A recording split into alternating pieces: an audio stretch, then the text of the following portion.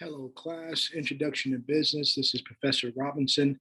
Just wanted to take a few moments to introduce week three.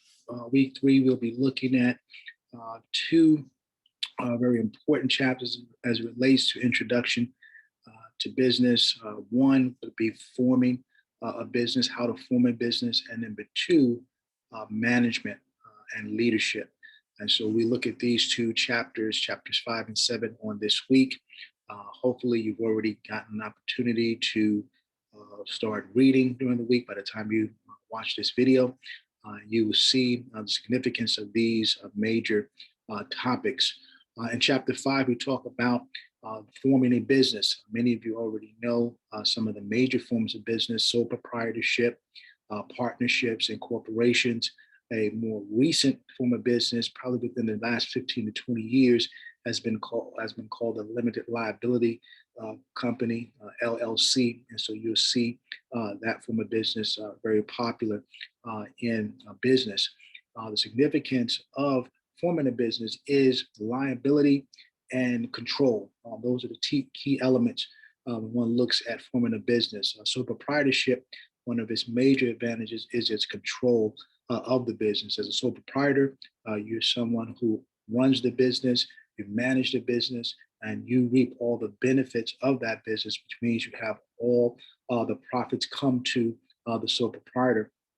One of the major disadvantages is the limited liability associated with running a sole proprietorship, which means that in the event of financial collapse, all of your personal assets are then liable.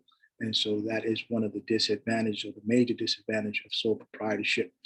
Partnerships are very similar in that you have that control element where you and your partner or partners have the control over the profits. In other words, you split them equally as you're invested in the organization, but each of you also have that unlimited liability.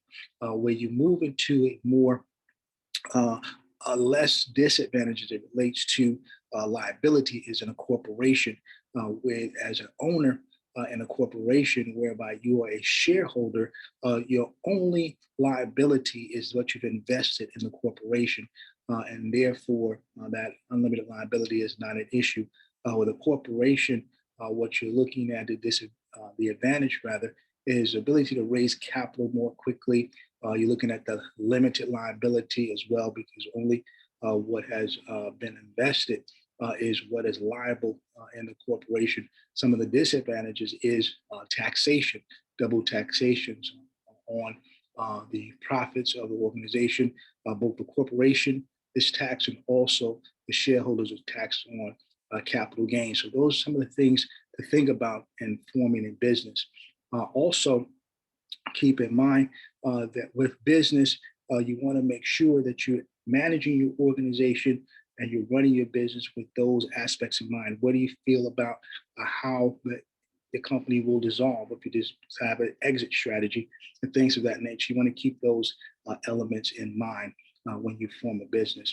We talk about management and leadership. We get into chapter 7.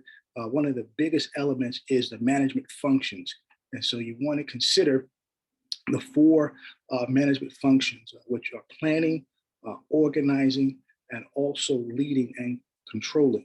So those four elements or functions of management are important when one looks at management. So again, planning primarily has to do with setting goals and objectives.